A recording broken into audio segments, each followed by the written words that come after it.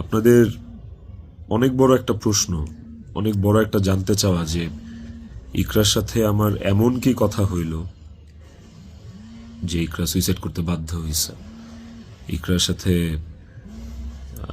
আমার ভিডিও কলে ইকরা এমন কি দেখলো যে ইকরা আত্মহত্যা করলো। তো নেপালে আসার পর থেকে সমস্ত কনভারসেশন ইকরার সাথে আমার শেষ পর্যন্ত আমি আপনাদেরকে প্রোভাইড করব। কমেন্ট সেকশনে আপনারা দেখবেন, দেখলে আপনারা বুঝতে পারবেন যে আসলে কি ঘটছে বিষয়টা।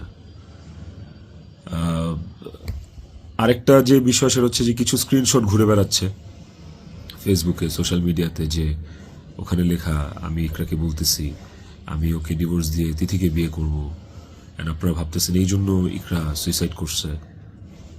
আপনাদেরকে বলতে চাই ওই স্ক্রিনশটটা পুরোটাই ফেক। কারণ হচ্ছে আমি কোনোদিন ইকরার সাথে বাংলায় কনভারসেশন করি নাই, কোনো চ্যাটিংয়েই ওর সাথে আমার কোনোদিন কোনো বাংলায় এরকম ভাবে বাংলা লেখায় ওর সাথে আমার কোনোদিন কোনো কনভারসেশন হয় না। ইকরার সাথে আমি সবসময় বাংলা আর ইংলিশ মিক্স কনভারসেশন করছি।